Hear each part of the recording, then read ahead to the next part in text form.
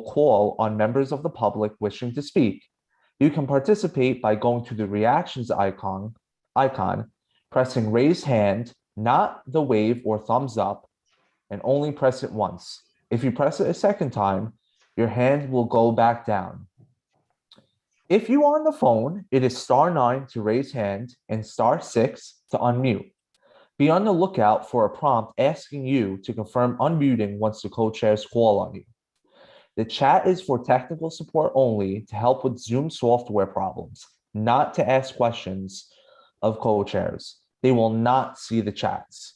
If you have an older version of Zoom, you will need to go to the participants section where you will find the raise hand feature there. Please do not raise your actual hand or wave at the screen because we may not be able to see you. Chat me, I'm here for support.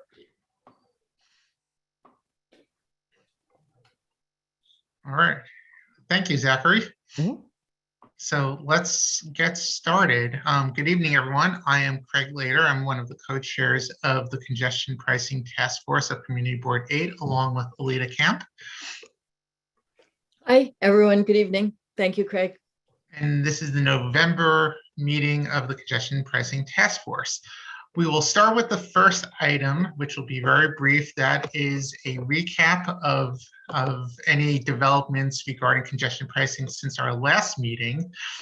And to be honest, there really aren't many updates. We held our last meeting the day after the first round of public meetings completed. So we did a thorough review of the meetings and the outcomes of those meetings last month. And really since then, there hasn't been any real news of note.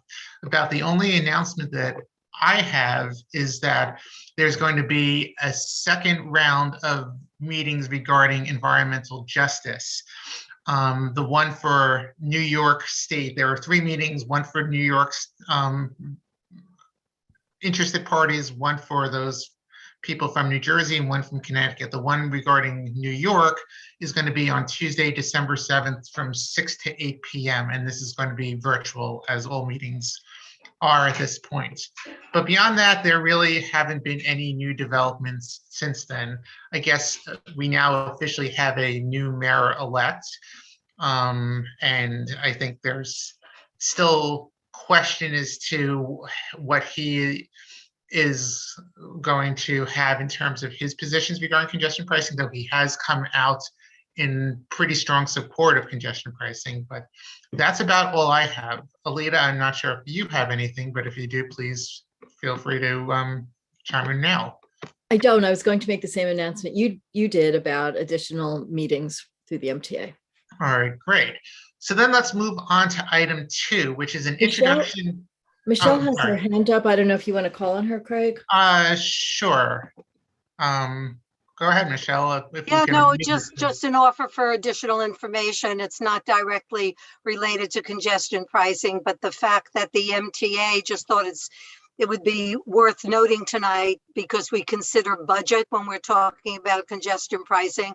And that's one of the main reasons, the MTA needs more money. And I just want to say that it was announced today that the MTA will not be instituting any new fare hikes because of the monies that New York will now get as a result of the signing of the infrastructure bill today. So just to keep that in mind in our discussions. Right, and I believe that referred to the next scheduled set of fare increases, which was originally delayed by 6 months into 2022, and I think beyond that, there still is a question. And along with that, there was the announcement that New York City Transit will not be reducing service through 2024 as a result of this, which obviously is good news. Correct. I thought this fare this fare would now be stable until 24. Did I misread that?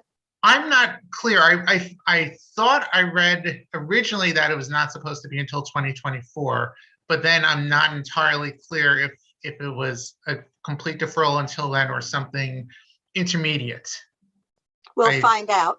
I guess we will. All right, thank you, Michelle.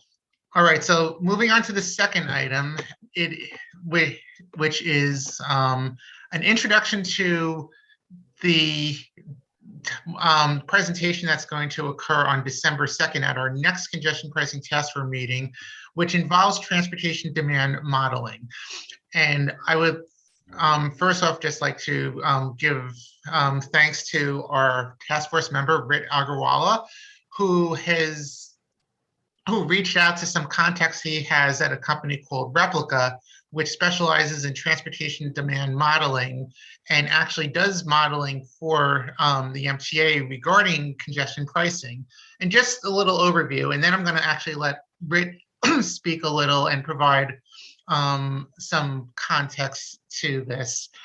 But basically, the modeling enables planners to be able to look at different scenarios that can be reasonably expected, or inputs into, basically you can input different scenarios into a model and it will generate outcomes that can be reasonably expected as a result of whatever the inputs are. So you can basically come up with any variable in terms of whether it be pricing or congestion levels or different scenarios regarding different modes of transit, and plug them in, and it will generate likely outcomes regarding levels of congestion and how many people may or may not be entering the toll zone as a result of those scenarios. So if we can unmute Rit, I'll let him explain a little more because he actually has experience in this arena. And this will essentially, what we're looking to do here is, once we have this little introduction, we would like to be able to solicit input from anyone who's attending this meeting, members of the public and the task force, regarding the types of inputs that that the company, which is Replica, their representatives will be able to assess between now and December 2nd and put into the model. And this way they will be able to report back to us on the outputs that the model generates, and allow us to be able to have a better sense of how different policies may impact the outcomes of congestion pricing, and allow us to be able to perhaps determine how we want to move forward in terms of potential policies and resolutions that we may want to suggest. So, Rit, are you unmuted? Yep. Okay. Thanks, Craig. Yes, and basically the context for this, in our last couple of meetings, I think we've had a number of conversations that have really focused on understanding what the traffic patterns going through the community board are. Because there is not just a standard manual that can answer lots of questions about who's driving where and when and who, what the purpose of various trips are and things like that. I also have a bit of a background in travel demand management and modeling, and I, in full disclosure, played a role in the founding of this company, in part because I knew how problematic travel demand modeling can be. The company has since gone on to be very successful and is providing data on New York City's transportation patterns to the MTA and New York City DOT. And based on the last couple of our conversations, I reached out to them and asked if they would be interested in using their data set to answer questions from us, from the community board, about who's using the roads, about what the travel patterns are in the district. They do not, and Craig, I'll just be clear, they can give an understanding of what is going on right now. They don't have a lot of scenarios. So we can't ask, what if the toll is X? What if we change the route here? But they can answer questions such as, people coming across the 59th Street Bridge, where are they going? How many people driving through the neighborhood are actually to and from the neighborhood or passing through? What percentage of trips going up and down, Second and Third Avenue are, what's the mode share? How many people are going by car? How many people are going by bus? How many people are going by subway? Those are the kinds of questions that the replica data can answer. I asked, Zach has distributed the website that gives you a sense of both where their data comes from. There are a number of explainer videos that you can take a look on, but basically they use a wide variety of big data sources. They anonymize all the data and put it into what's called a simulated population, so that there's no actual data of any individual in the model, but the data in the model kind of represents in a pretty granularly precise way the kinds of travel patterns that we see. One of the really great innovations of it is, unlike many of the travel demand models that the industry has used until recently, this is quite fresh data. So, many of the tools that we have are on, 5-year-old travel demand surveys, whereas this is actually updated within a couple of months. And therefore, for example, we know what's been going on post-pandemic. We know what the changes have been. It's not just a question of data from 2019 or before. And so this is merely there as an opportunity for us to get some questions answered about what the travel patterns are, who's actually using our roads, who might be affected by congestion pricing. They can answer questions around income of the people who are driving. They can answer questions around what their destinations are. Are they going to work? Are they going on a shopping trip, etc.? And so what Craig and I discussed is using this as a resource so that the task force, as he just said, over the next however many minutes, can brainstorm the kinds of questions that we might like to ask. And then we will transmit that to the person at Replica, who will use the tool, answer the questions, and come and share the answers with us. I think it's on December 2nd. Is that right? Right. Yes. Yeah. I have some clarifying questions, if I may. One, I'm curious about how they know all that data, such as income level of the people driving into specific areas. Two, are they able to identify Ubers and car services like that and taxis and have information about that? And also, I guess then it's easy for them to figure out where people who are coming over any of the Port Authority bridges and tunnels are going. Mm-hmm. Well, so certainly they can understand lots of different route patterns. So they could say, for example, how many people driving down the FDR Drive between 8 and 9 a.m. have come from New Jersey. Like that is a question that their model can definitely answer. To your first question of how they know, basically what it is it's a simulation where they take actual travel patterns that are gathered from data collected from people's cell phones and other things that are commercially available. So, the reality is in the world we live in today, whether there ain't no privacy. That's right. Whether it's AT&T or various apps that you subscribe, lots of travel profiles about your location are available for sale.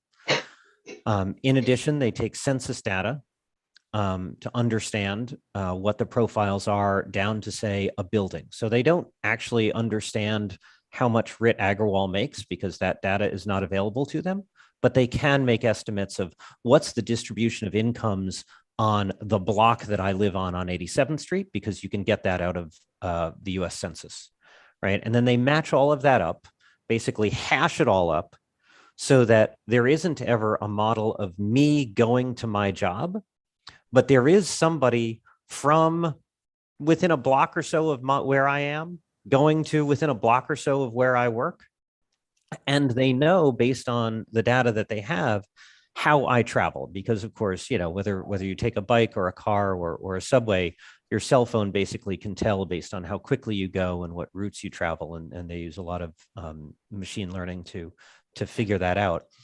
And so they can create a simulated population that looks a lot like me, but is not me, and makes the same kind of choices that I make about, when I choose to take a taxi, when I choose to take the subway, when I choose to walk, things like that. Does that answer all of your questions, No, Alita? I I'm not asked sure. if they could, and thank you very much. I asked if they could differentiate car services or car hire services and taxis and That's right. know whether And- they're going in. And that's a good question. I believe they can, but I think we can certainly ask those questions. And obviously, if there are questions that we ask that their information cannot answer, of course, they'll tell us when they come. Thank you. So, Red, if I understand, so thank you for that clarification, because I was under the impression that this was modeling in the traditional travel demand sense, as opposed to where you're essentially taking the data, the big data collected, as you said, largely through cell phones, and then essentially merging it with all the data that's available, census, socio-demographic data, data sets, to be able to develop profiles of different travel patterns and origin based off of origins and destinations. Is that correct, if I'm understanding? That's right. That's right. It's a very detailed snapshot of what's going on today in a way that protects the anonymity of all the actual individuals. Right, where if this were in the suburbs and you're dealing with 2-acre zoning lots, it would be much easier to be able to perhaps identify specific origins. That's right. As with all things related to geographical data to protect anonymity, they have to be more and more coarse as the population densities go down. So that's Right. exactly right, Craig. Okay, now I think I have a great understanding of this. Happily not an issue for the most densely populated neighborhood in the United States. So. Exactly. So that's great. I know you have to switch over to another meeting for a little while. Did you want to make any specific requests at this point, or? Well, just a couple of things that jumped out at me. We had a number of conversations about the 59th Street Bridge at 2 of our last meetings, and I'm personally very interested in understanding where people driving across the 59th Street Bridge are coming from and going to, because understanding that will really, I think, I would imagine, shape some of our thinking on the actual treatment of the bridge and the area around the bridge. Because, for example, if we find out, not that it'll be this clear cut, that 95% of the people driving across the bridge are actually going into the congestion zone south of 59th Street, then it's kind of academic. Then you just charge the bridge, right? On the other hand, if it's a very small proportion, then that leads to a different answer. So I think it would be useful for us to understand that. I also, in some of our previous conversations, I think there's been a difference of opinion around how much of the traffic on our high traffic north-south avenues is actually headed towards the congestion zone, right? Because I think it stands to reason that if we've got a lot of trips, say, going by my block on 87th Street, that's actually headed towards 65th Street, that's not going to change under the congestion pricing scheme. But if most of the traffic is actually headed past 59th Street, then of course we're going to see a big benefit in traffic coming through the neighborhood. And then similarly, there's been a lot of concern around the potential for people to drive and obviously park, say, in the 60s and walk to their destination. And I think one of the things that we should ask ourselves is, where are the destinations? Because that's true. I could totally imagine somebody whose destination is 55th Street displaying that kind of pattern. Mhm. But if you're actually driving to Union Square, parking on 65th Street and taking the subway, that doesn't seem like a high probability behavior pattern, right? And so I think those are 3 kinds of information that I don't know off the top of my head that I think we could learn from. Sure. Let me ask you this question quickly. This may help provide some context for everyone. How are you aware of whether you can essentially separate the different modes that one person may use to complete a trip? So, for example, I know, as you mentioned, there's among some, there's a concern that people may drive to near the boundary of the toll zone and then walk over. Can Replica's data essentially be able to differentiate the the driving portion of a trip for those trips that it identifies as being done in a vehicle, and then separate that out from whatever first mile, last mile connection is made, whether it be on foot, on bike, or another mode. And I don't know, Craig, how sophisticated they are with multi-mode trips. I would imagine that they have a good understanding, just because, you know, they know if I take the subway to City Hall, and I don't live in the subway station, so there's obviously a walking trip, right, that's attached to that. But I also think it's important for us to remember that when we're trying to conjecture future travel patterns from the current, I think the application of logic to the destination is actually really important, right? And so the way I think about that, it's, you know, current travel patterns, I think we could probably, it might be an interesting question to ask them if they know how far people currently tend to walk after they park. Like, are people, you know, are most people able to park within a block of their destination?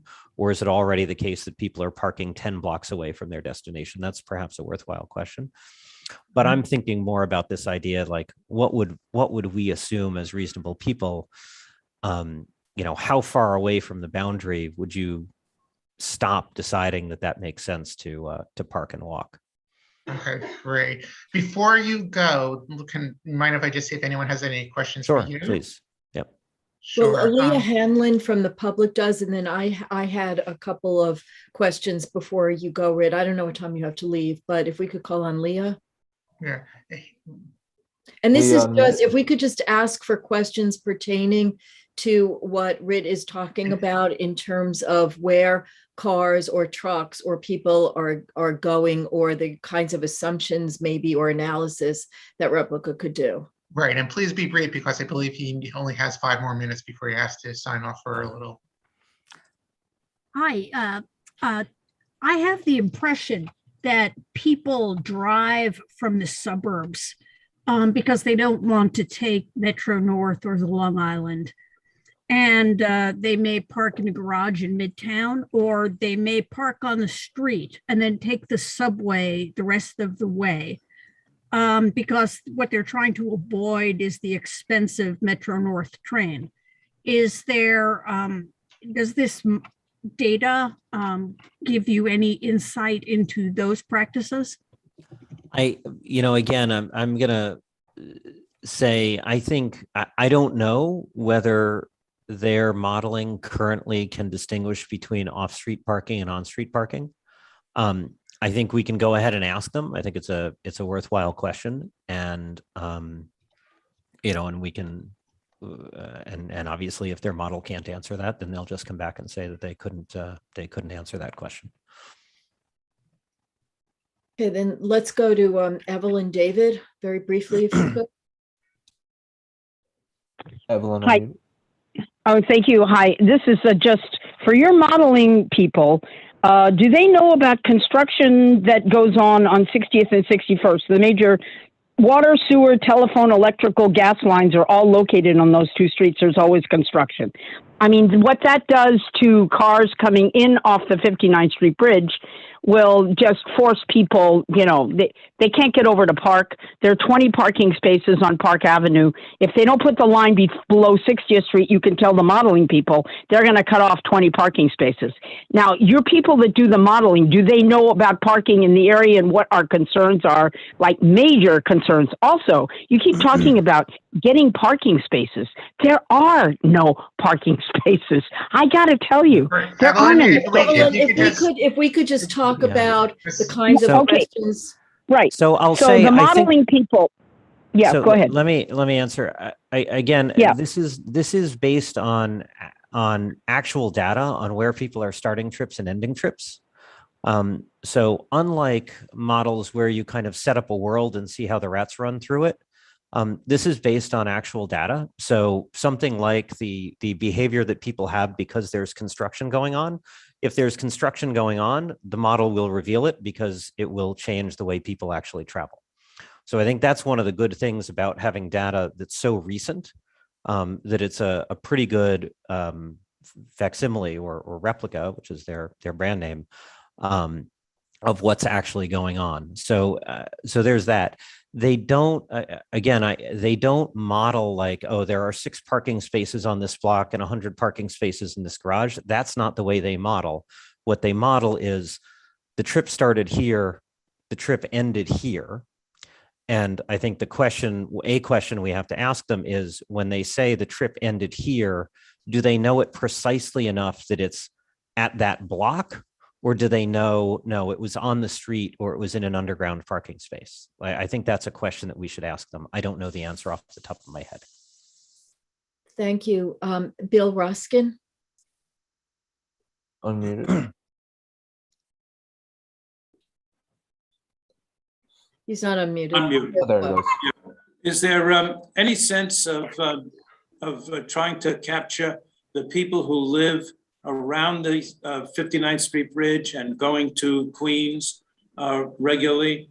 That would be not subject to the congestion pricing rule, even though they have to go from, let's say, 60th Street, 65th Street down to 59th Street or 58th Street to go over the bridge.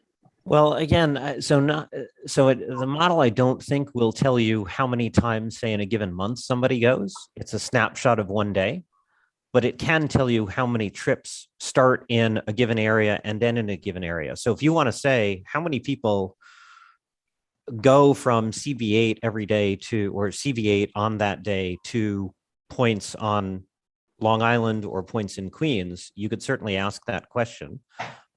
You could narrow it even more narrowly and say how many people go from 59th Street to 65th Street, River to Park to Queens.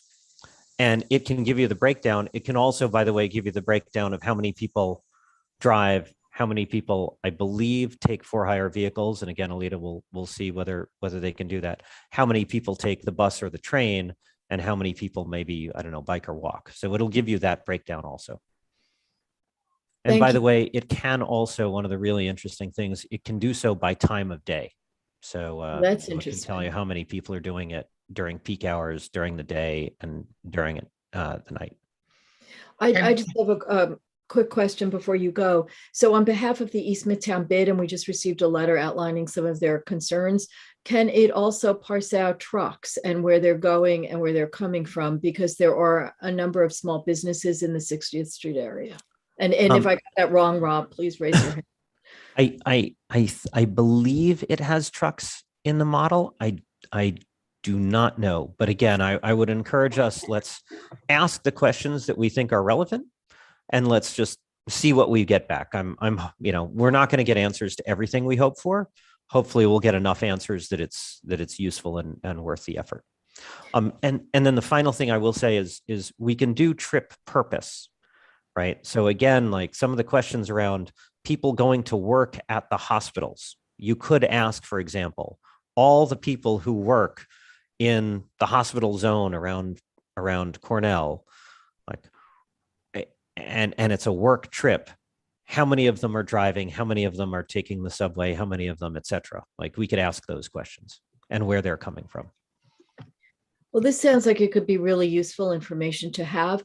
Could we ask for weekends and weekdays, not knowing what they're going to do with congestion pricing? And also, are we looking, just for clarification, at the pre-pandemic data? Because I'm not sure how skewed everything is now. I know there are a lot of cars on the roads. They have both pre-pandemic and more recent data. So we could ask to see if there's a trend over time. They have great trend series. I believe they update the data set monthly. And so they have 2 years of monthly data at this point. And yes, I believe they have both weekend. I think they have a Saturday and a Wednesday that they model. Okay, thank you. And I might have gotten something wrong because I see Rob raised his hand. So if we could just get Rob before you go. No, it's fine. I just want to make a point that commercial vehicles are not like a side issue. We're talking about the life and death of some small businesses. So we shouldn't dismiss them because we're talking mostly about passenger vehicles. That's all. I want to make it clear that for small businesses, if they're going to pay multiple times a day at a higher rate, you could be putting people out of the advisory board could be putting people out of business. So we shouldn't just say that's not a thing. It is a thing. Great. Thank you so much, Rick. All right. Thanks, everybody. I'll try to rejoin if we'll I be can. in touch with All right. Thank you. you, Rick. All right. Bye. Bye. Thank you. All right. Thank you. And just to respond to Rob, it has been indicated that the toll will be only assessed once per day.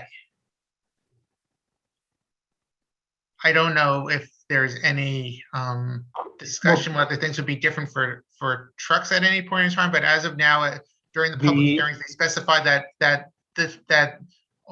any congestion fee would only be assessed once per day. So far, the only thing that's been discussed is passenger vehicles. Nobody has said that about commercial vehicles, as far as I know. I could be wrong, but I kind of researched this quite a bit at the request of my businesses and haven't found that. Right. I hope you're right, Craig.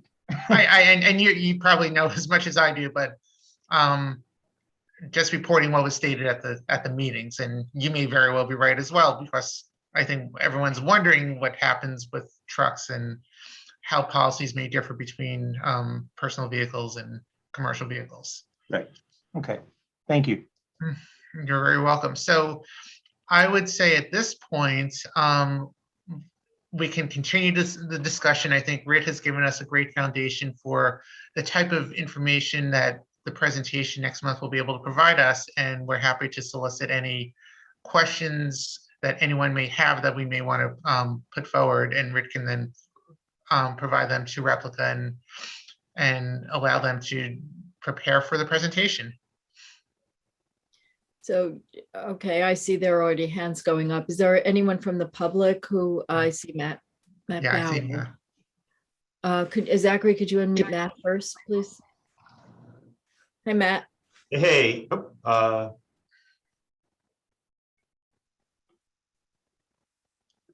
Matt, you're muted.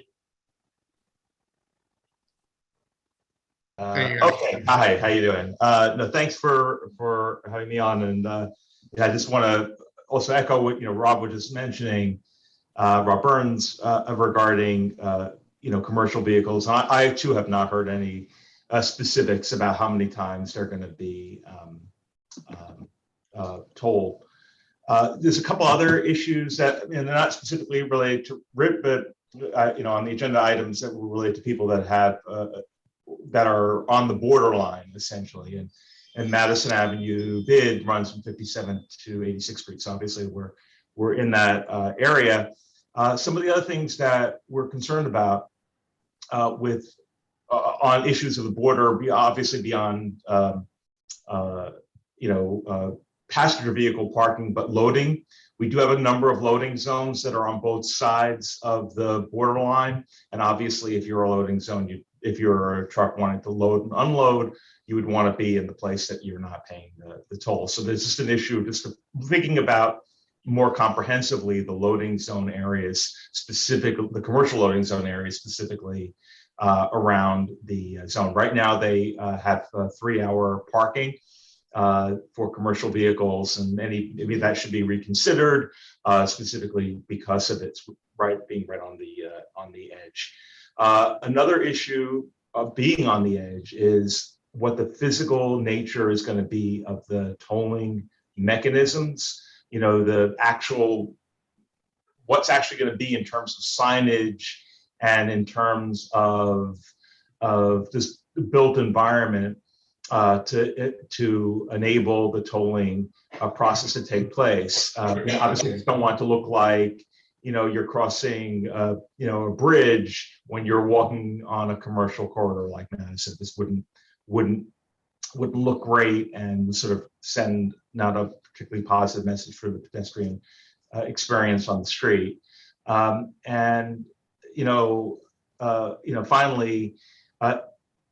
do have concern about what, maybe this has already been talked about, but what people will pay in terms of taxis crossing back and forth and other for-hire vehicles. Obviously, most of the hotels in New York City are located south of 61st Street.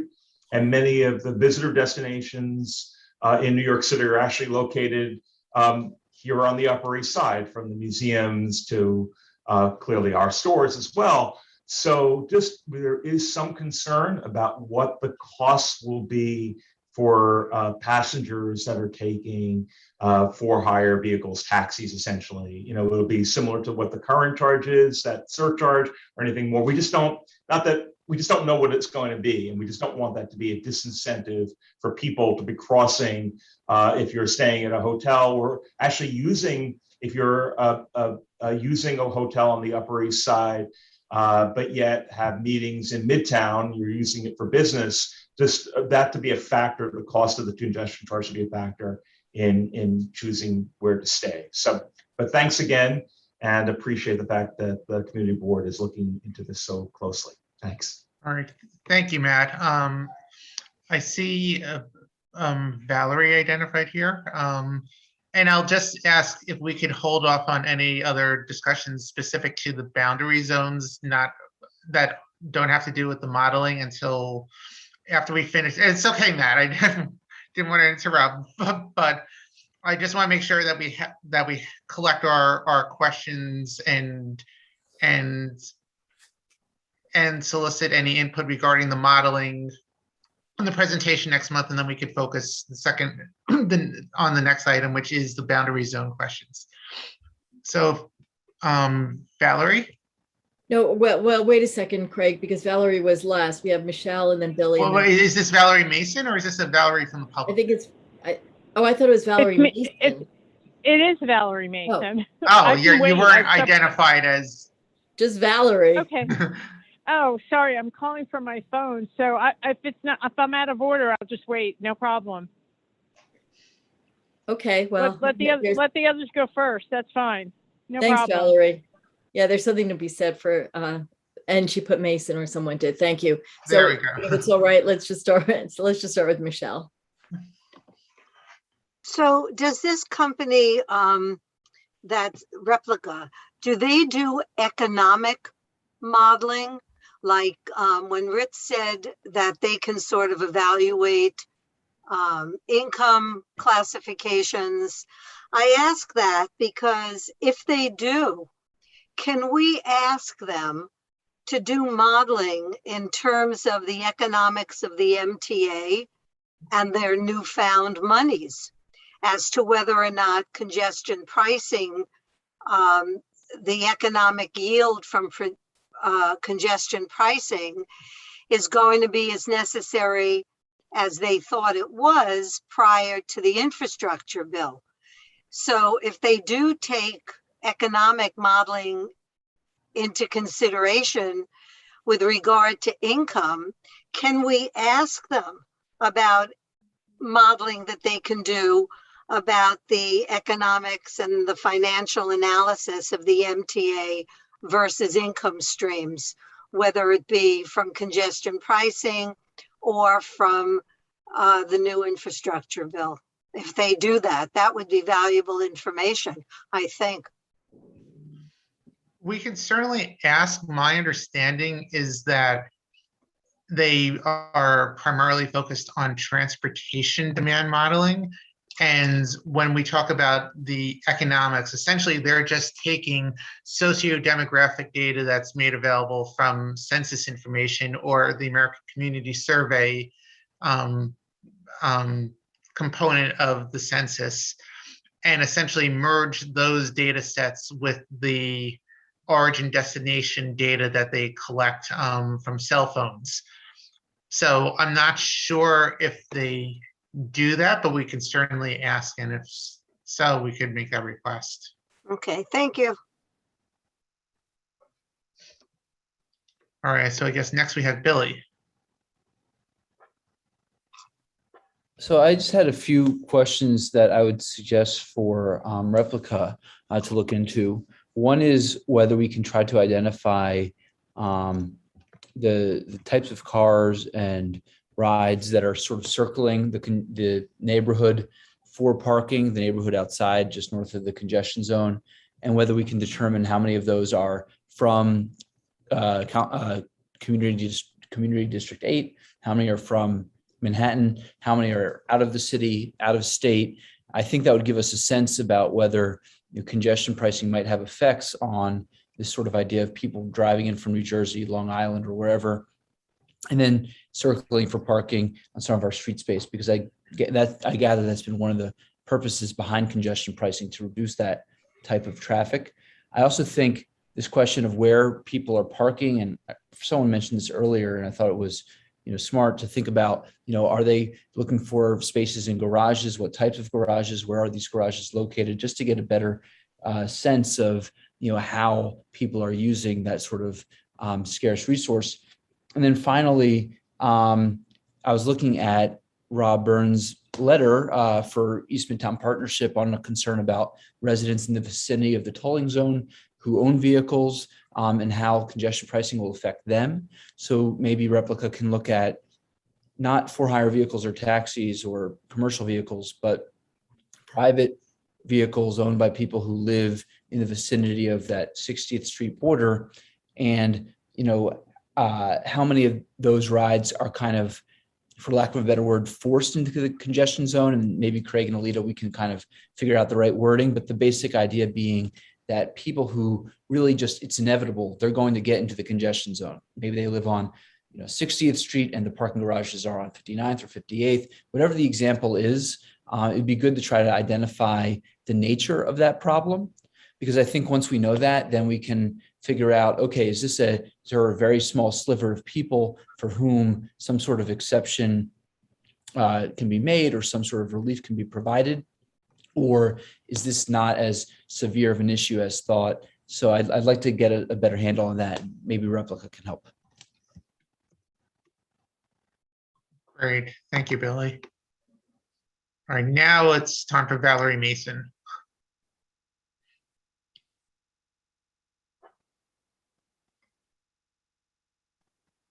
I asked it on mute.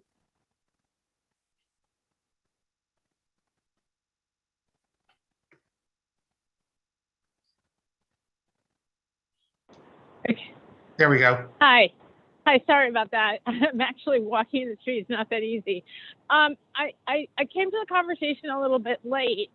I want to echo, I think, Rob's concern that this isn't going to track trucks and like small commercial vans, which are used a lot by small businesses, because I think that is a really important demographic that needs to be worked into this. I also think it's important to be able to model how many motorcycles and bikes and motorized, whatever you want to call them, is coming over the bridges into the congestion zone. I seem to recall when we saw a presentation about expanding the bike lane on the 59th Street Bridge, that the person who was doing that study indicated that car traffic into the city over the bridge had decreased by some 16% over some period of time. And I remember I questioned him twice about it, and he confirmed that that was the number. So I think it's also important to see that number, because I think from the modeling, I'm one of those people that if one of the goals of congestion pricing is to bring money to public transit, then I think all sorts of vehicles that come over, motorized, however they are, and bikes that come over the bridge should pay a toll. Maybe it's not the same as a car, but it should pay if that's the point. So I think the modeling should take that into consideration. That's it. Thanks. All right. Thank you, Valerie. All right, we have from the public, Philip Seelig. If you can unmute Phil, please, Zachary. Hi, yes. I had a question about the primary metric that we should look at for this in congestion pricing.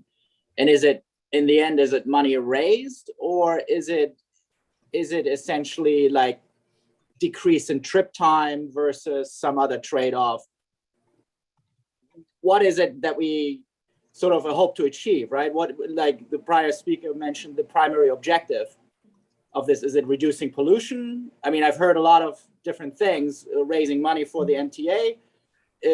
Are we honest about what it is, like reducing trip time, or is there still some sort of dispute about what the actual objective is? And then I would look at that metric or the combination of metrics and get that from the data. But I'm not, fully informed, I guess, about what that is. Yeah. And I don't know if pollution could be modeled, right? But I assume they can. I mean, once you make some assumptions. So I could answer some of those questions. So I'll start with your last one. Pollution can definitely be modeled. I don't know that Replica has the ability to do that. I think it's worth definitely asking if they can determine current levels based off of the modal splits, meaning the number of people who are driving versus using other modes of transportation to come into or cross over the congestion zone and who come through Community District 8. In terms of what the primary goal is, I think that's a more open-ended question. I think it's a question that people here have asked, and I think it depends on who you speak to. I think it's a more of a political question in a sense, because some people will argue that it's a multifaceted program where they're aiming to do everything you mentioned. They're aiming to reduce congestion, speed up travel, reduce the number of cars, the environmental benefits that would be generated from fewer vehicles, and obviously generating revenue that could be used to support public transportation.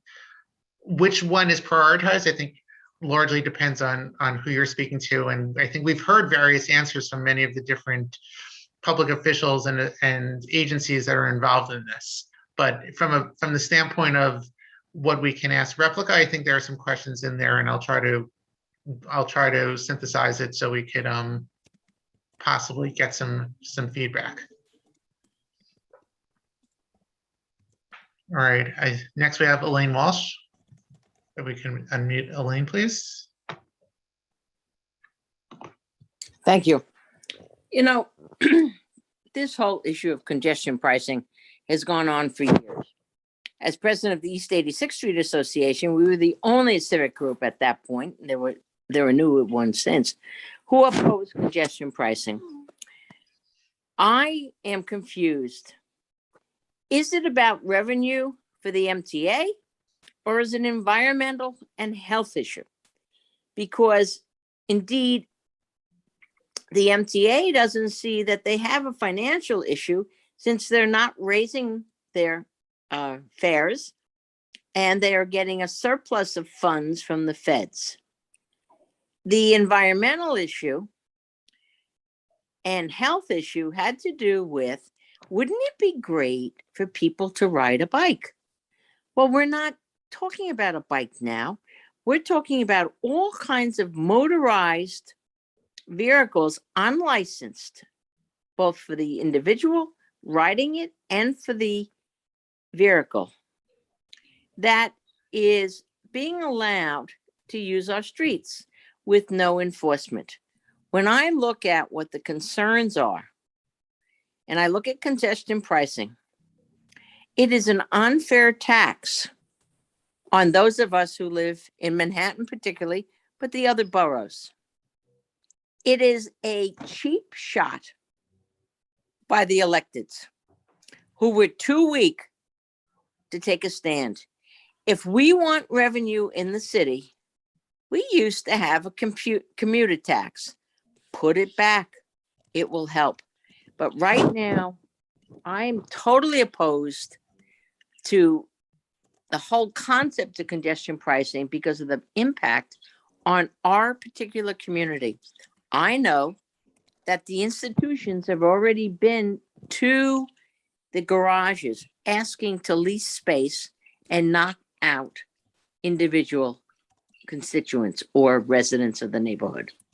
I know on 73rd Street, a hospital, because it was in violation with its garage, kicked out a mechanic on 73rd, 74th so they could use the space until they could upgrade.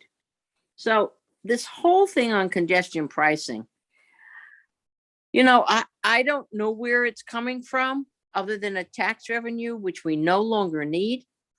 But I am very concerned that there are advocacy groups that are pushing one side against another without full knowledge of what it packs. Right now, our neighborhood pays an extra $3.50 per taxi ride. Those taxi cab drivers don't get that money. And the tip isn't based on the $3.50. I take my partner to a doctor's office on 60th Street between 5th and Madison. What I have realized is if I don't get the handicap cab to pick me up on Madison on going home, I will go around the block on 5th, go below 60th, and I've now incurred a congestion pricing fee. This is not acceptable. We are a city of one.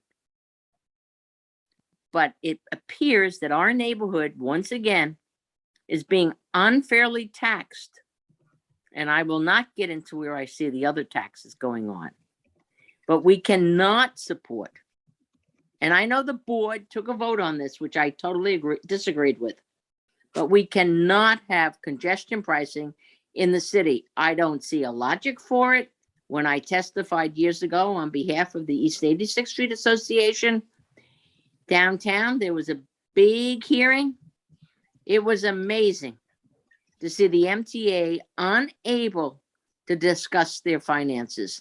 So I think it's a ruse, and I'm totally unsupportive of any congestion pricing. It is not doing anything for the environment. I don't know where the money's going because the black box, we don't know who's in control. So please, I wish we'd revote this and take it off our table. Thank you. Thank you, Elaine. Can we go back to Billy, please? I just, since a few people have talked about this with the MTA and the money from Washington, I just want to make a couple points. One is that, you know, I think our focus today is on this question of replica and what they can tell us about traffic patterns. And I think we're getting a little bit off topic when we bring up the funding question. I think it would be appropriate to at some point have a meeting to answer everyone's questions where we have someone from the MTA to walk us through everyone's financial questions. They are very transparent. They have regular meetings and they put out their financials, which do not look good at all. And what they've received from Washington is a one-time, lump sum payment spread over many years, about 3 or 4 years, but it's not going to actually solve the long-term problem of the MTA's funding woes. And what they need from congestion pricing and other mechanisms is a steady source of revenue. That's what they're looking for. And then, this is not just about funding the MTA. They've long argued that this is about reducing congestion. I think others on this task force believe that it will reduce congestion. We've seen that example in other cities around the world. But I know Valerie's shaking her head, but we can go through, each example, Valerie. But what is the point? The point is that this is going to get much needed funding for the MTA, that the MTA's needs are not simply solved by this infrastructure bill. And I think if we really want to dig into the numbers, let's have someone from the MTA, come to us, walk us through the financials, walk us through why this is needed. But I just want to say, because others have made the point, I don't want to go unresponded to. I live on 86th Street. I consider myself, I think, a member of the 86th Street Association, although I'm not sure what qualifies as that. I love 86th Street, by the way. I am a person on 86th Street who I believe I'm a member of the 86th Street Association, and I support congestion pricing. Everyone here knows that. So this isn't simply, the whole neighborhood's against it. What is the need for it? I think you'll find that there's a diversity of opinion on our community. A lot of us, when I hop on the bus on 2nd Avenue to go down and visit my parents, I think I've said this before in these meetings, it is gridlock. It is gridlock. And it is a serious congestion price problem in this city, in Manhattan, particularly approaching the Queensboro Bridge and going to Midtown, that we need to solve. And I think congestion pricing does that. So I know this is off topic, but I just didn't want that to go unresponded to. And I'm sorry if I've waylaid our discussion, Craig and Alita. Oh, Craig, before we move on, I just want to ask for the points that I think Replica could look at maybe, which is the trucks and traffic coming off any of the Port Authority bridges and tunnels and where they're going. Traffic, I guess, from Queens, the taxis, if they are able to do that, and the for-hire vehicles, how often they come and go from the congestion pricing zone. And one thing that maybe we want to consider in the future is asking that the taxi companies be required to spread out their congestion pricing fee among all the passenger trips in a day, and not just each trip gets to get socked with the fee. But that's for another discussion. And I had, I guess, the delivery trucks, if possible, or local trucks from around the 60th Street border on the east side. And people who live, although I guess we'll hear from them, people who live above the zone and park below the zone. I know Gail Brewer had said that she was getting lots of calls from those people. So that immediately, also the people who take any of the other bridges, the East River bridges, where they're going as well, and people coming in from Westchester. I guess, and I'm sorry if I'm repetitive. I had to do something for a few minutes, but if I have any others, I will communicate afterwards. But I think the Port Authority, particularly because there is an interest in, at least from New Jersey, in giving the people who use Port Authority exemptions from the congestion pricing fee, which is ironic considering that they don't pay anything that will go to the MTA, but people coming in over the Triborough bridges and tunnels will not be exempted, and they're already paying for the MTA. So knowing what's going on those two alternative bridges and tunnel systems would be a big question for me. And Valerie has her hand up again. So thank you. If we could unmute Valerie, please. Oh, just back to the modeling again. Did we talk about getting any data from the hospitals in terms of who is coming and using the hospital and where they're coming from? Because we did hear in a previous meeting from a lot of people who came for regular treatments who were concerned about congestion pricing and what that would mean for their, for people coming in for chemo, for whatever extended PT, whatever it is, and how that was going to be worked out. I mean, Craig?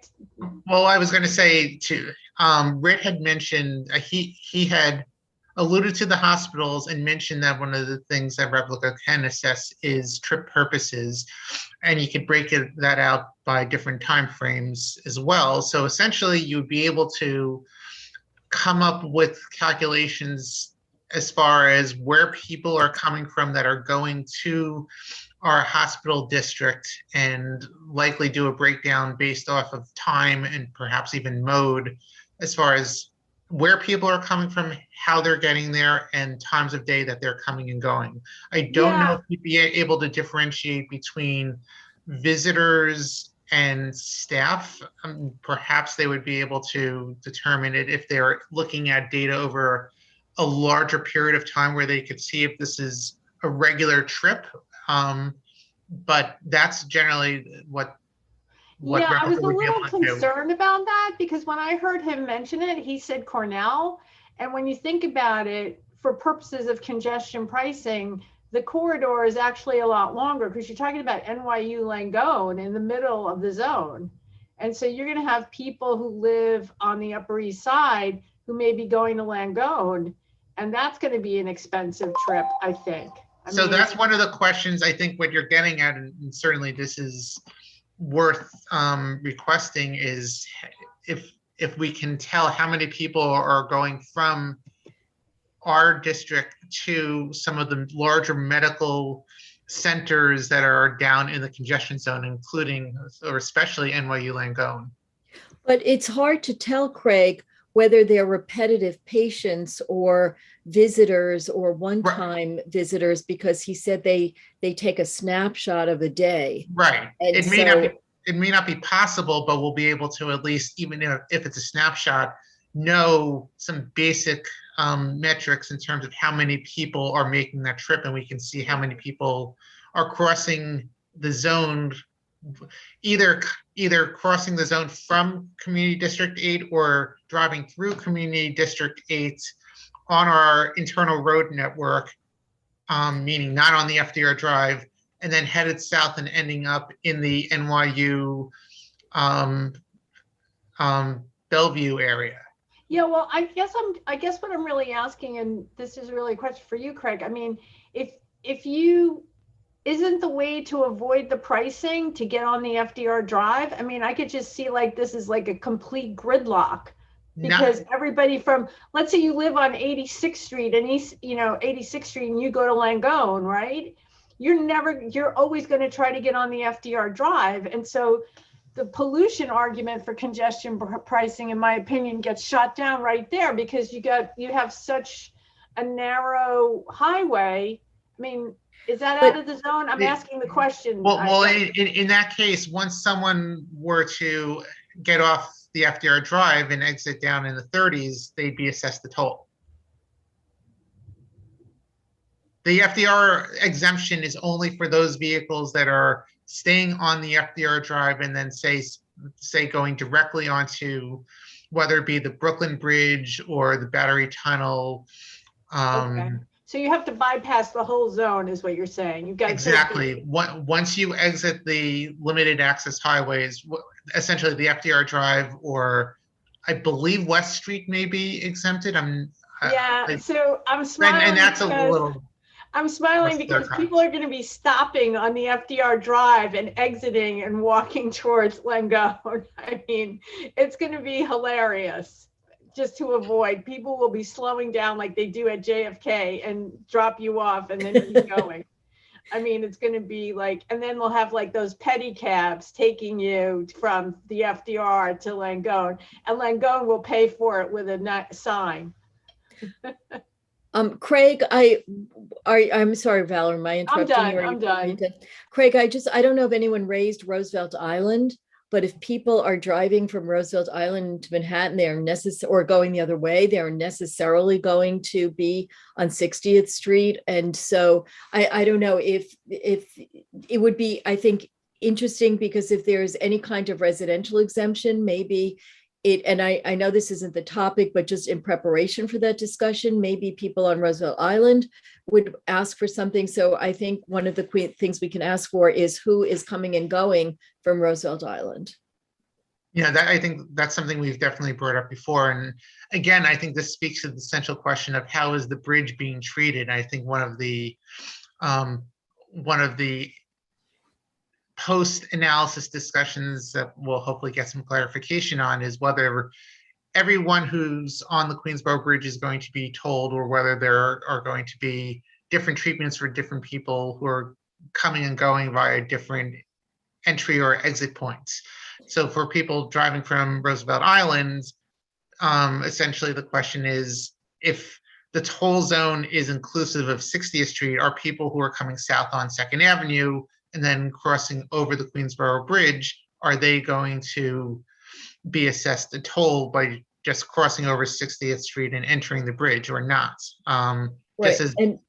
Whether people will be assessed a toll coming off the bridge, even though many will exit north of 60th Street, right? If they're coming from the upper level. But that's why I think it would be useful to have information specifically, if we could, about destination and departures from Roosevelt Island. Mm-hmm. Thanks. No, I think that's definitely a worthwhile question as well. All right. A couple people have their hands up. A couple of people. Yeah. All right. Leah Hanlon. Hi. I wanted to expound a little on my question from earlier, which I tried to keep brief then. It is frequently asserted that the only issue with people driving in and parking on our streets or in our garages would be if they could park close to 60th Street and only had to walk to some office in the 50s. And I don't think that is the case. I know my late father used to drive in with regularity and park on the Upper East Side, generally in a garage that has cheap daytime parking, and then take the subway downtown. There are also people who park below 42nd Street because they work in the 40s or something, and that's where, I mean, right now, you know, north of 42nd up until I don't know what, there's no more on-street parking except for commercial. But I'm concerned that people, the congestion pricing will push people over into parking either on our streets or in our garages. And so I'd really like to know what the data is about people who already drive in and then take a subway, because I don't think the frequent assertion that it only affects people who work in that small strip south of 60th Street. I don't really think that's the case.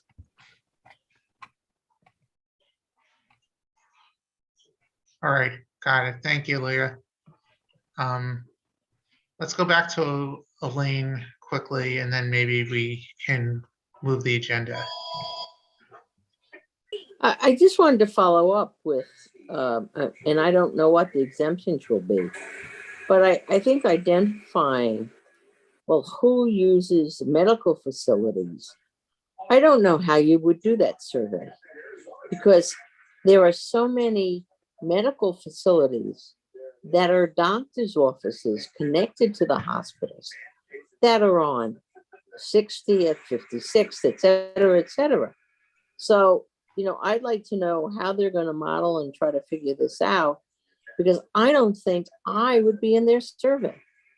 And I, again, am concerned that it's an unfair tax that is not needed.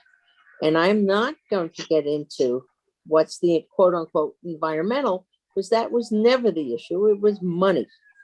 So I just want to say that I think there's some limitations to whatever the surveys are being done, because I know I am not part of that group. And yet, medically, I use all those facilities, or my partner does. And I have to say, for a cab, let's just take an example. I get off on 60th between Madison and 5th. Okay. So what does the cab have to do? It can't back up to Madison, pray to God. It goes to 5th. It then makes a left, and it's in the zone. So they absorb the cost. We don't. I really think that there's something wrong with this whole concept. It was when the boundary was 86th Street. It's more so now that it's 60th Street. That's all I want to say is, I don't know where you're going to get modeling or survey of people who actually use the facilities. Thank you. All right, thank you, Elaine. Andrew Fine. We admit Andrew, please. Hi, Craig. Thank you. Hi. You got muted. Fantastic. Sorry, I'm in an awkward position because my children are having a play date from my usual spot. So apologies that I'm now like laying in bed like an old person. Anyway, obviously Elaine touched on this. The congestion pricing is a boondoggle from the beginning. It's a regressive tax on anybody, you know, Rich people have no problem paying $30 to cross 60th Street. Poor people have a lot of problems paying $30 to cross 60th Street. It's unfair to those that are most economically challenged. The assertion that congestion on 2nd Avenue that Billy made, hi Billy, that somehow 2nd Avenue bus traffic would be cleared up by a congestion pricing tax. You've got to be kidding me. There's no way. 2nd Avenue is a disaster no matter how you slice it.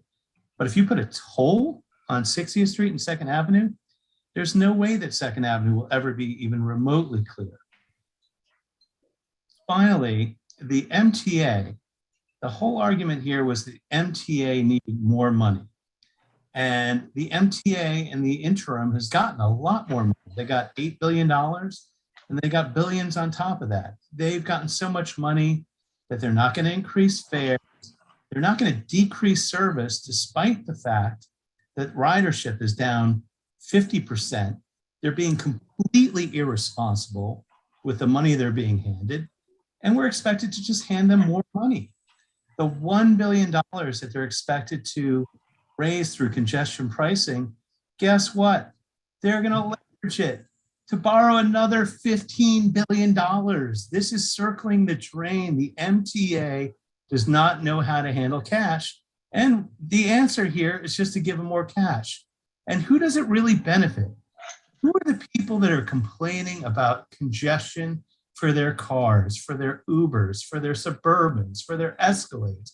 They're the people that are taking single person rides in gigantic SUV gas guzzling cars that should not be on the road in the first place. Not to mention the 50,000 Ubers that we put on the road that are congesting the roads in the first place. So the bottom line is that congestion pricing is a complete boondoggle. It should be scratched altogether, and it will not help us or anyone. It's regressive, it's a tax, and it's completely unnecessary at this point. So thank you for listening. I rant, but I rant with a purpose. Thank you. All right. Thank you, Andrew.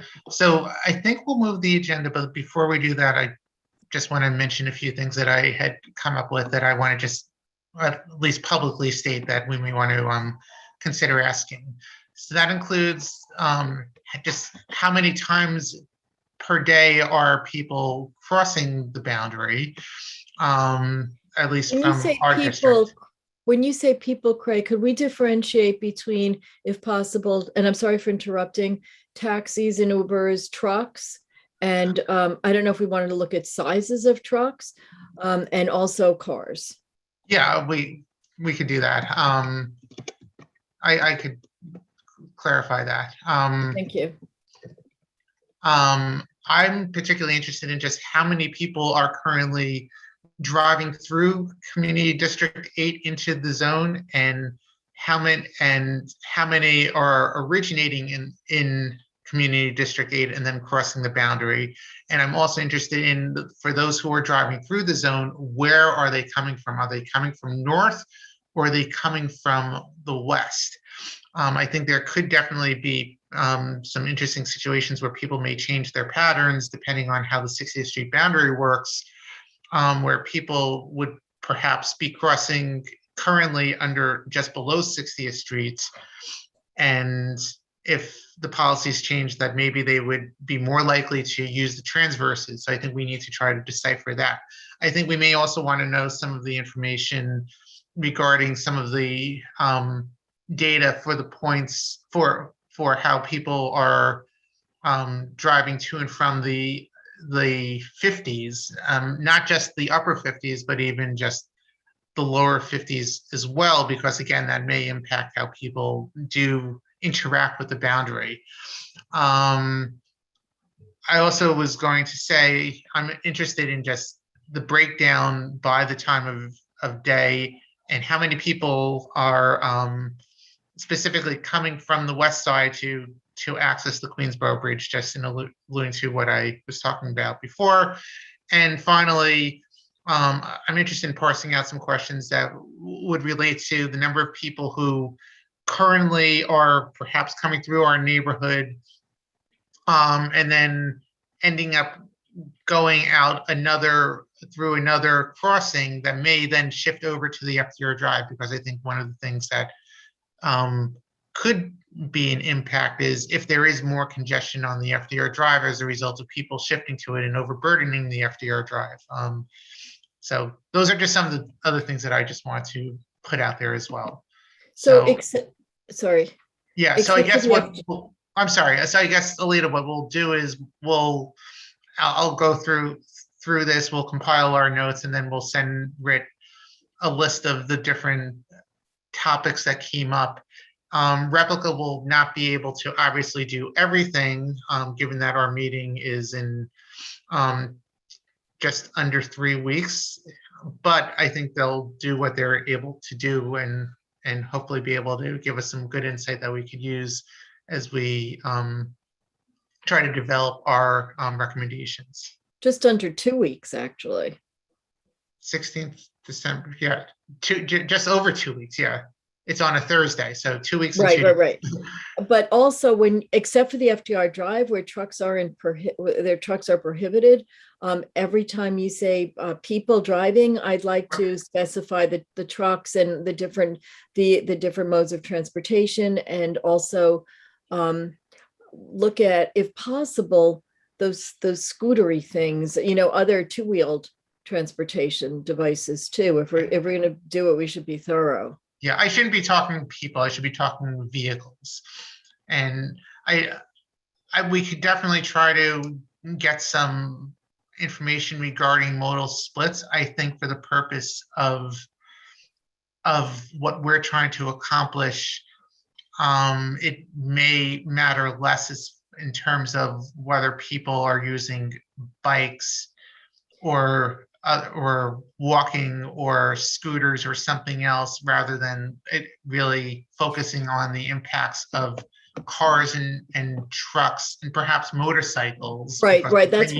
Anything that uses the moving lanes that would be assessed fees for crossing over the zone that may impact traffic depending on or conditions in our district.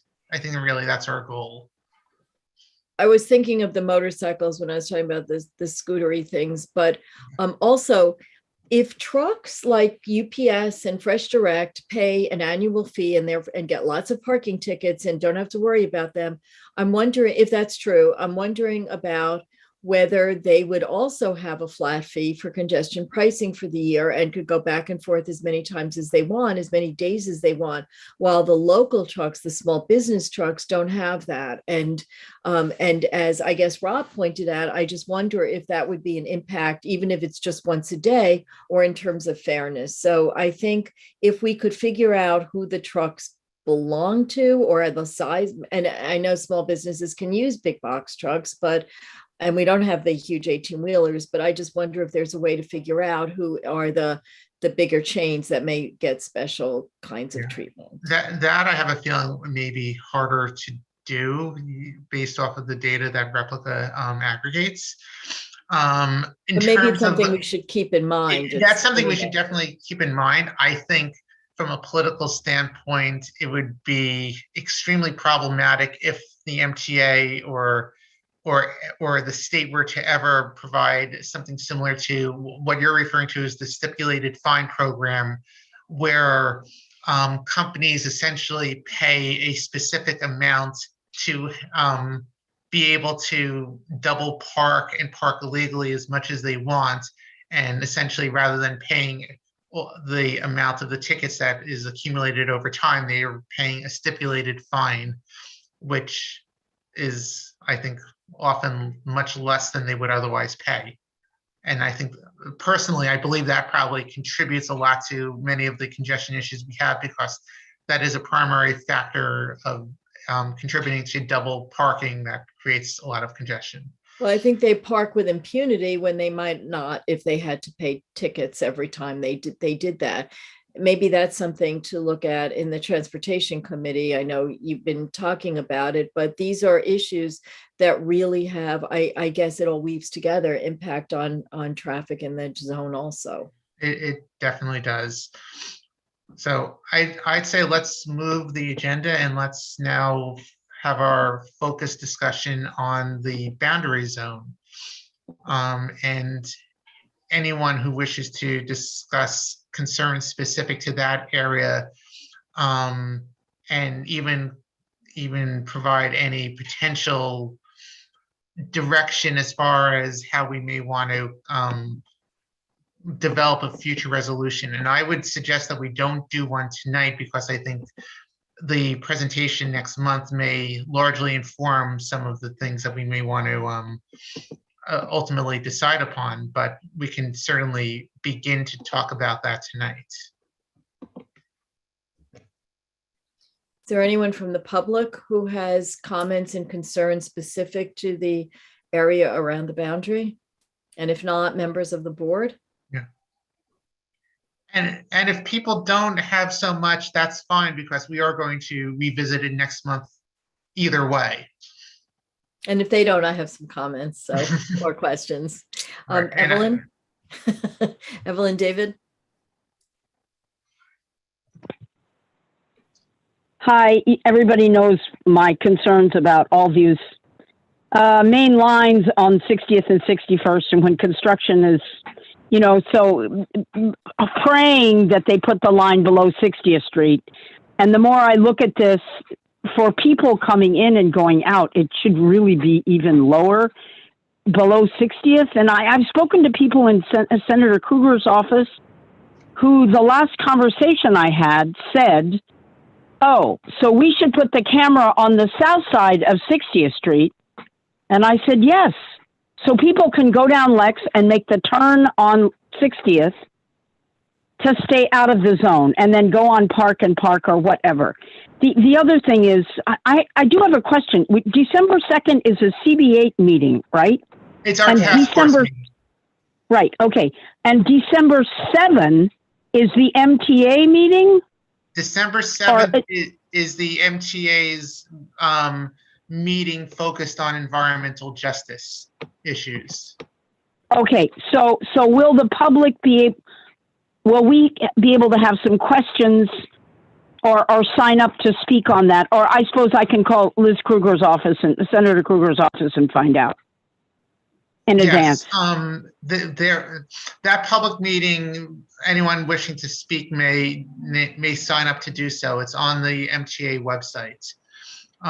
Zachary, I'm not sure if you are able to post the link to that. I know there was an email that I received about it. Yeah, we could definitely help and post a link. Right, but that would be fantastic. Okay, great. But again, this focuses specifically on the issue of environmental justice communities, which are specifically communities composed of minority or low-income populations. But okay, so back to the borderline. We're all concerned. I live right here, okay, and I know the traffic patterns, New York drivers, there's no way you're going to tell them they can't come in and go over the 59th Street Bridge and not get to work. So the one comment he did make was maybe we should just, and I don't know if you heard him say this, maybe we should just toll the bridge, right? Did you hear him say that?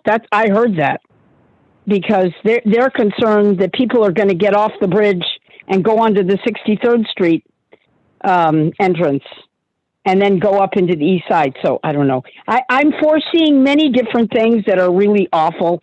And I don't know if it cuts down on pollution. I think it's going to jam cars up here. Okay. So anyway. Okay. So we just have to fight for the 60th, below 60th Street. If that's the best we can come up with, I think that's really, really, really important for people that live right here. That's my feeling. That's my hope. And I'm just, I keep hammering on that. So sorry if it's boring. Okay. Thank you very much for the information on the meeting. So I will look for the MTA link. Craig, before we go to Valerie, just a clarifying question. Do we know when they say 60th Street, do we know if it's the north side of 60th or the south side? the language that they used in the public meetings was inclusive of 60th Street. So that would suggest the north side. That would suggest the north side. That being said, it really depends on where exactly they put the stanchions, essentially what will read your easy passes or license plates to be able to toll people, and whether they put that literally north of 60th Street or as you cross over 60th Street. So it would seem to be that they would do it between 60th and 61st Street. I guess the open outstanding question that we all have is it going to be any different for the Queensboro Bridge itself if they're not planning on tolling the bridge, or will it be a de facto toll if they do it if they do it for on say 2nd Avenue between 60th and 61st Street, and then toll people who are crossing over the bridge or exiting the bridge north of on the north side of 60th Street, or not doing it for them. So that becomes the question. But there is some merit, I think, to the idea that just if you're going to do it, and if everyone's essentially going to be told, just toll the bridge and have it be clear cut that the bridge is being tolled, so there is no dispute about it. Or otherwise not, if they're deliberately not tolling the bridge, and for people going on the FDR Drive or going north, then maybe there's an argument to be made that the tolling devices should be on the south side of 60th Street. Well, right, which of course then would present a separate set of issues, because then you have to deal with how do people get on the bridge from our community.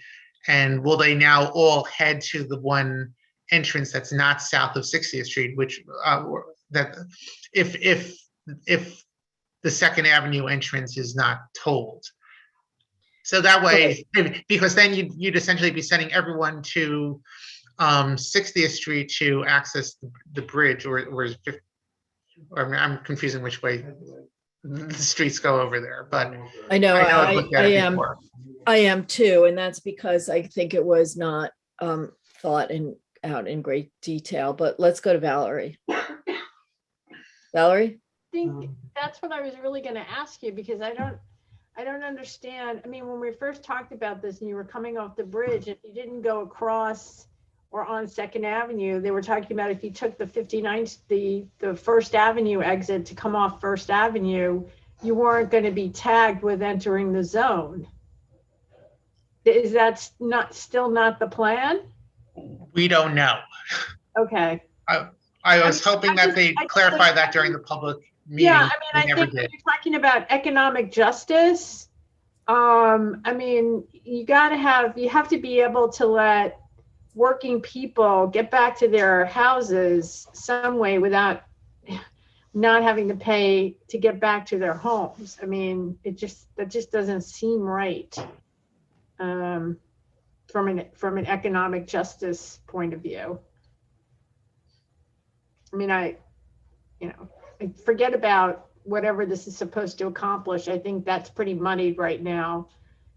The idea that nobody else has to pay to go back to their house in New York except people who live on the island of Manhattan seems a little bit weird to me. Can somebody explain that? Okay, enough for now.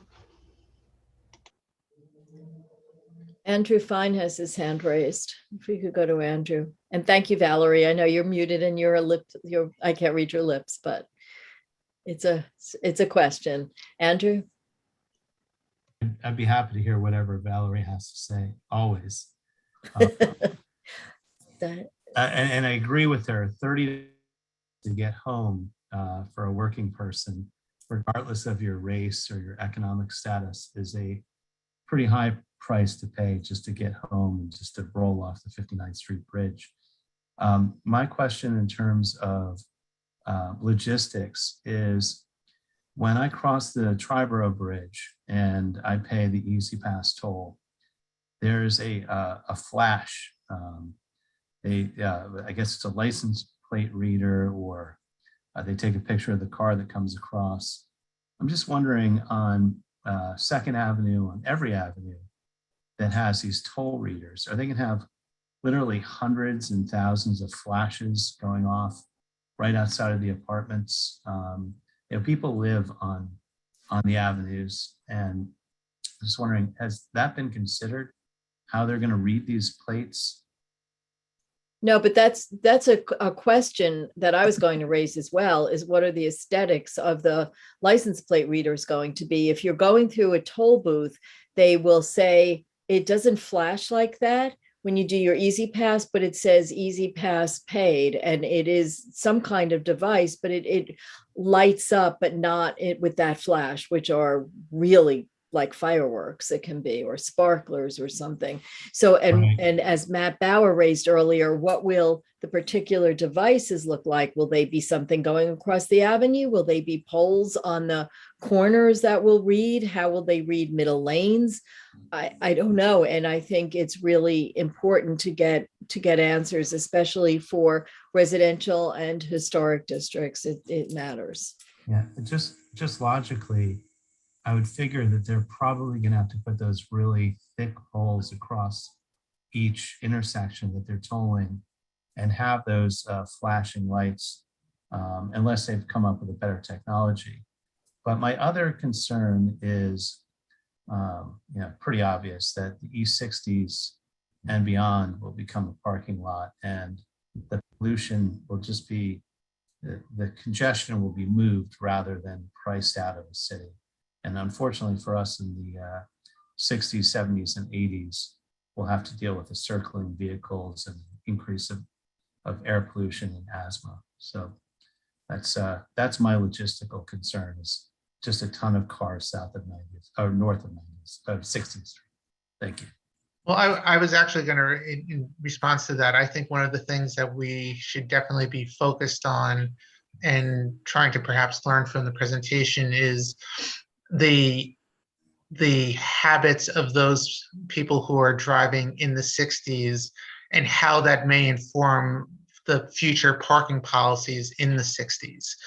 I know we've talked in the past in this committee about whether we should be there should be any consideration of having a residential parking program in place, which would be a much larger endeavor for the city to be able to do that. But I know there's been discussion and interest amongst some who have been part of this task force to pursue that, to try to deal with some of the parking issues in the 60s. But parking policies is certainly, I think, central to what we should be thinking about in and around the boundary zone. Yeah. Maybe we should have, I was just going to say, I don't think that residential parking permits is a bigger and more complicated idea than congestion pricing, which is certainly enormous. So I just throw that in there. And then I didn't mean it like that. I meant it as it. We talk about it in a very localized fashion here on this task force, but it would have to be implemented by New York City DOT, which would involve a much broader policy discussion. That was my point there.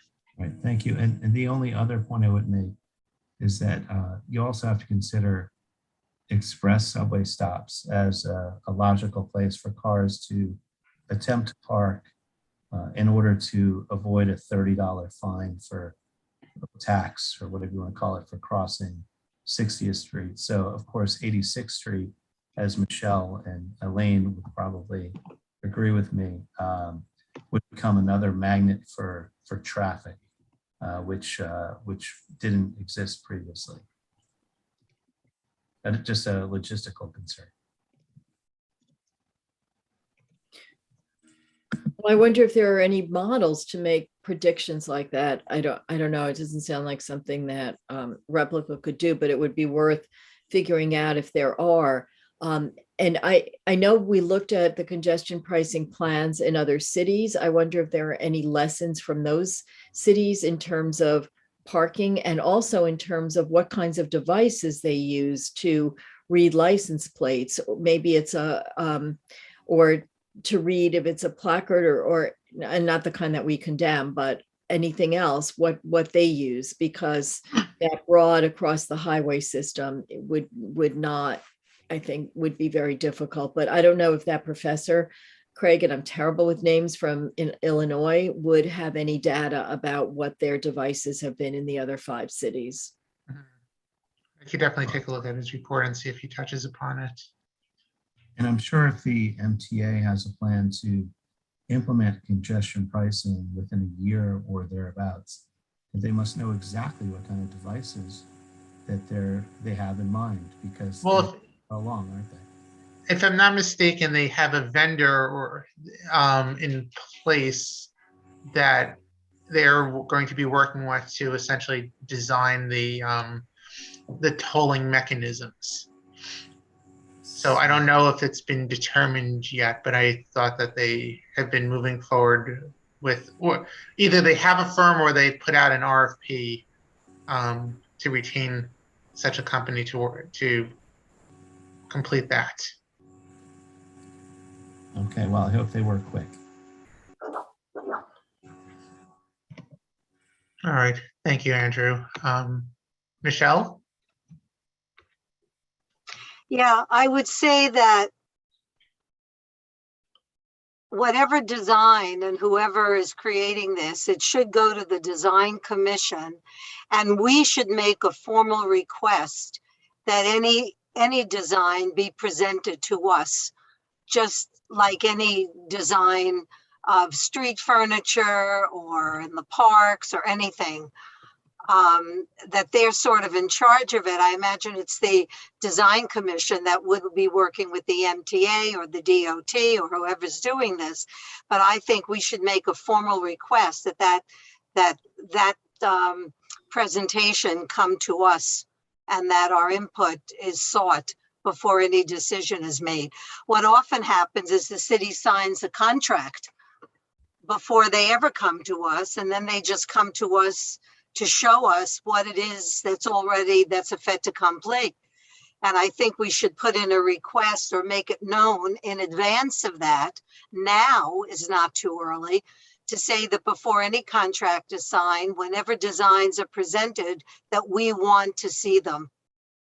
And as they may be put in some of our historic districts, it makes that even more relevant. So I really think that we should do that. The other thing is, well, just for the record, I'm opposed to any permit parking. I think putting in a whole other system will create additional issues for us to consider that would be quite unpleasant. However, what I would like us to address, and many years ago, this board supported the City Planning Commission when it took the requirement of putting garages in the bottom of new residential construction. And I think, I don't know what category, what committee this will come under, maybe multiple committees, but I think we should revisit that and maybe come up eventually, if it seems logical to people, with a resolution that asks the City Planning Commission to put that requirement back in to the designs of new, I don't know, I think it was only residential buildings, but it might have included commercial as well. But clearly that was a terrible mistake, and it was asked for absolutely the wrong reasons. The thought that was that if you eliminate places to park the cars, you will definitely get rid of cars. That just doesn't happen. People find other ways. And now to put this scheme into place, congestion pricing, and not have ample parking, especially when the new buildings, and we don't yet have a height requirement or height limitation on the avenues, so that new buildings are the equivalent of 30, 40, 50 stories high, and they're being built with very large apartments, so that it's not a guarantee, but we can maybe assume or presume that that each apartment will have many inhabitants, that there'll be family apartments, meaning families with children. So, and those people are very likely to have cars. I think we've all that into consideration. We should take an active role of trying to get the City Planning Commission to put this requirement back in the building code. So I don't know how you want to propose that, where you think that resolution would fall, how many committees you think that crosses. I mean, I would leave that to the chairs. It won't be an easy thing, but we voted for it. I didn't, I opposed, but I think I was one of two people.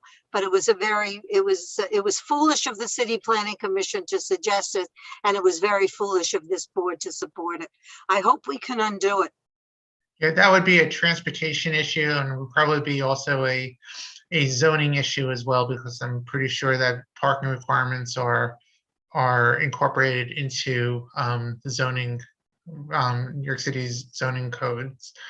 But well, as co-chair of the Transportation Committee, you're in a position now to bring that to the committee. I think that we'll have to weigh that. That's something that I'm not sure if we'll have to see. I have to think through that and how the. Well, I suggest, yeah, I think that's good if you think through it, and if you think through it, in conjunction with congestion pricing and I think I understand where you're going with this. I think linking it to congestion pricing, I think doesn't serve the discussion, because there are so many implications involved in parking requirements in residential and commercial buildings, and I would want to see when this was last discussed, and if there's really any true purpose in revisiting this as a topic at this point. I just want to make sure I'm doing due diligence and not overpromise. That's fine, but what I would say to you is to go to the records of the City Planning Commission, and if you go back however many years,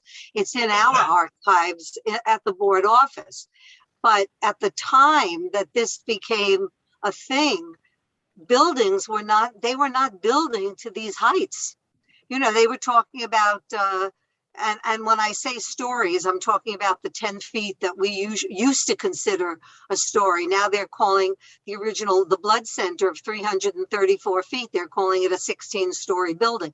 So clearly the definition has now changed. But when this thing was passed, most buildings were 210 feet. You know, they were 21 stories, 22, 16. At that time, nobody was anticipating 30, 40, 50 stories, which they are routinely now. Anyway, I suggest that that as part of the transportation co-chair group, that you look into that very seriously, and that any other member of this community that thinks that should be looked at, whether or not you want to say in conjunction with congestion pricing.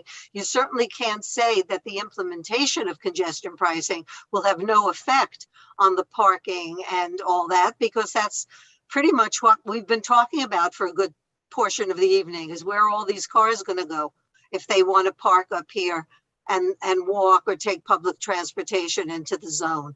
So I think you've got to consider it. I don't think you can put it aside.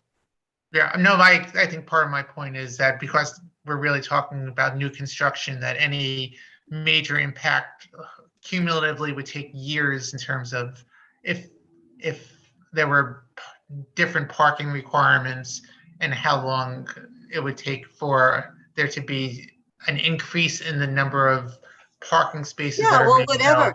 That's a valid point. But if you're thinking congestion pricing is going to be here into the future, then the future is what you have to plan for. We can't go back and retrofit the already existing buildings. So, you know, that would never fly with anybody. So I think when you talk now and you're talking for planning, you are talking about the future. And because something exists now doesn't mean that you can't improve it going forward. Right. So, again, that was me trying to, in essence, just make the distinction between the short term and long term. And I take your point as well. All right. Thank you, Michelle. Can we go back to Elaine, please?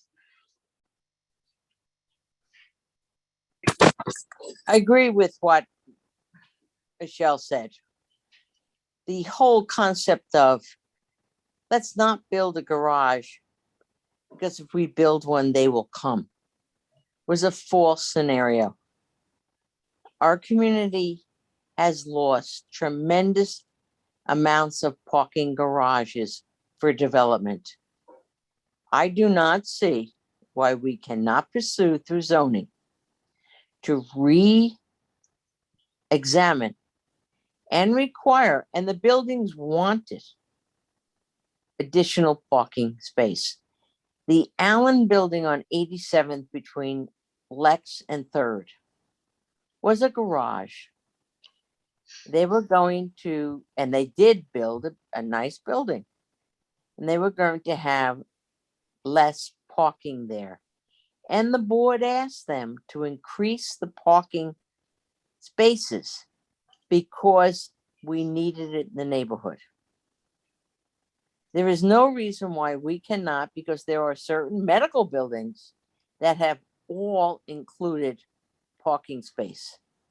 So I would like to see that pursued, and I think it should be referred as a joint item with zoning. Also with environment, because of the issue of people riding around looking for spaces. But the other thing is with congestion pricing, I don't know how they're going to do the system for who comes in or not. But I know in suburban areas, they have been opposed for environmental issues to poles, et cetera, being placed. So I think there's a need for us to look at our environmental committee to be involved, transportation, the congestion task force, but zoning. There is no reason why we do not go back and say, considering, I don't know how many of you are aware of every avenue at this point. 83rd's got double buildings on 2nd Avenue, the south and east and west corners being built. It's going on and on. We need, I agree with totally what Michelle is saying, a re-examination of how we accommodate cars. It's interesting. Garages are being required to incorporate bikes. Gee, what lobby got in that one?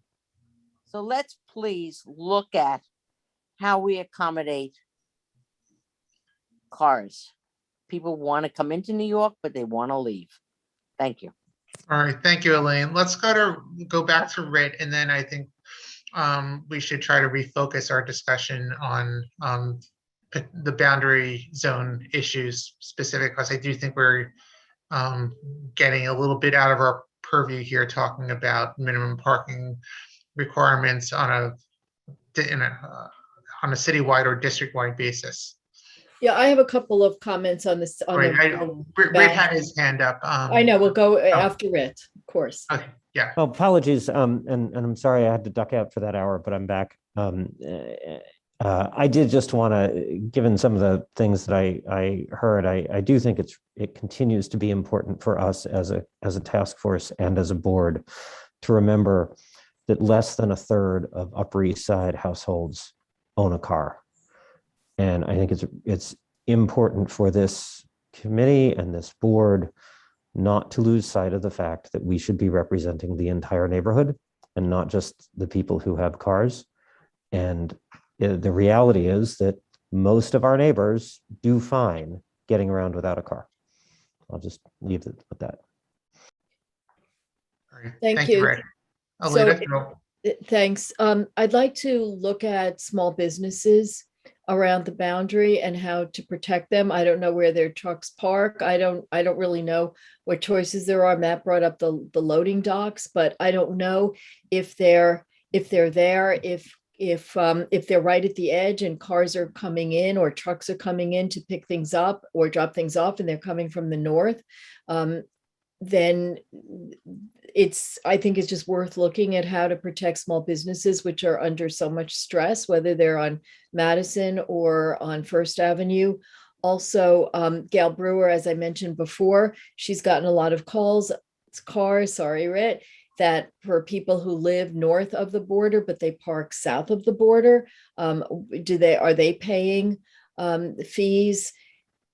I'm sure that there are issues with taxis coming.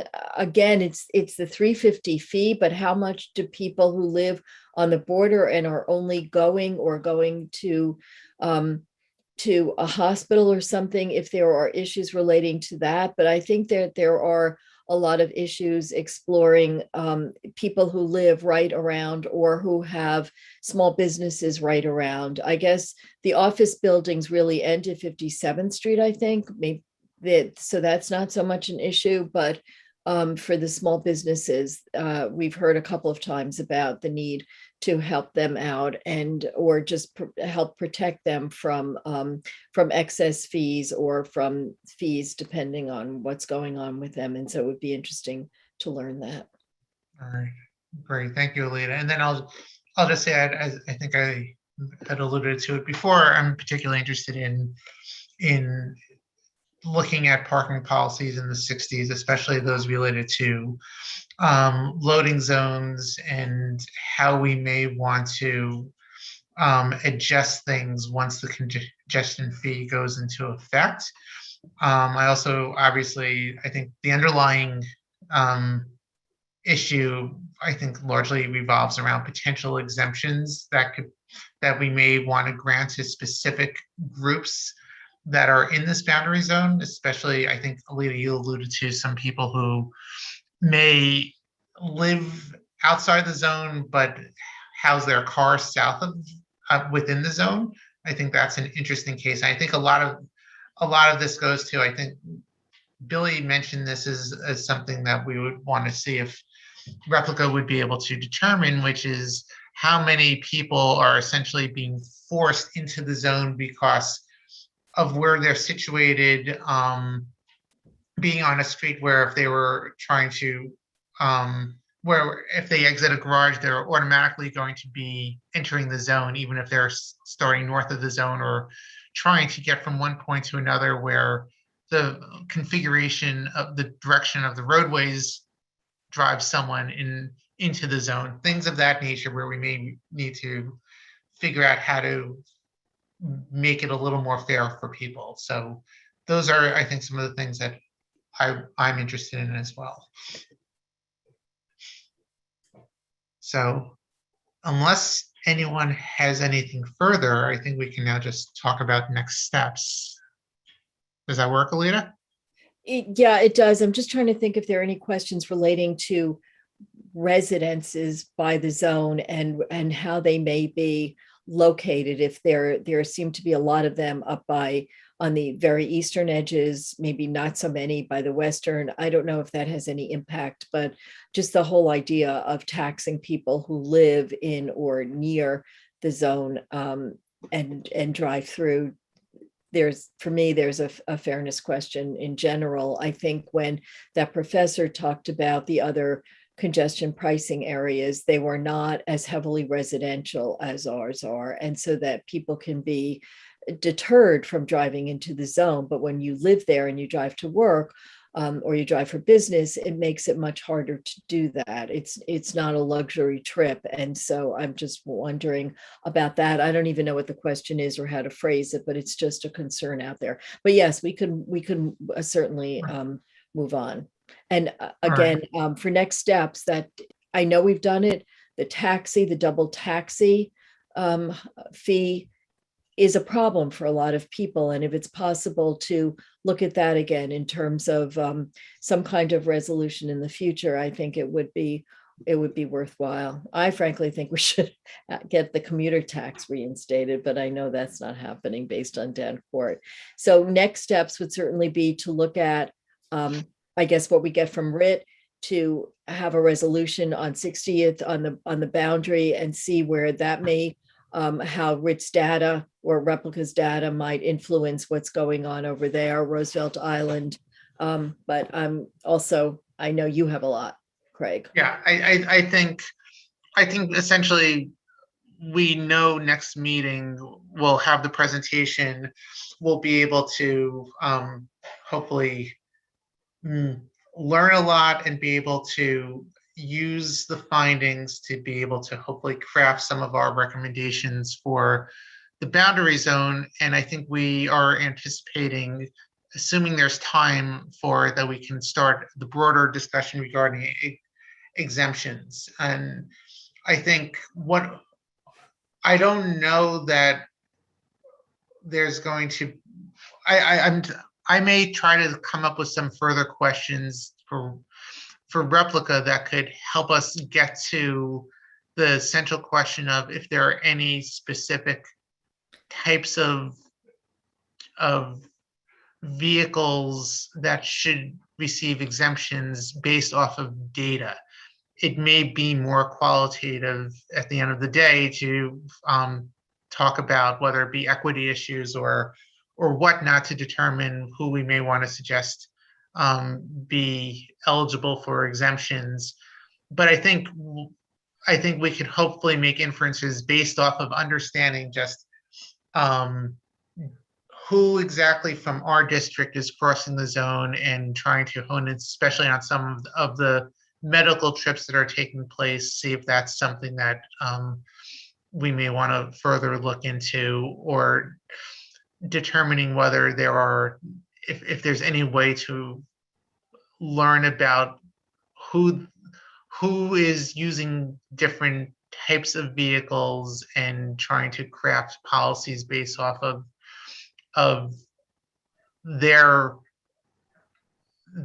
the way that they use our road network and how they maybe assess fees and whether there are opportunities there. Yes, and again, the taxis, I wonder if it matters whether we know what construction vehicles, where they're going or where they're coming from, because we have so much construction in the neighborhood. I guess what I'm thinking is we want to make sure they don't get exemptions for certain vehicles and certain types. And again, that issue of the unlimited, the fine, whatever term you used, Craig, I'm sorry.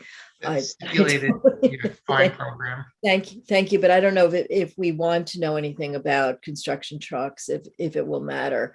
But yeah, I guess we should wait to see what RIT's data is. Make sure we have something on the agenda if we're talking about or thinking about potential resolutions, so that we have the proper notice, and then see, it may be where their data leads us to. Right.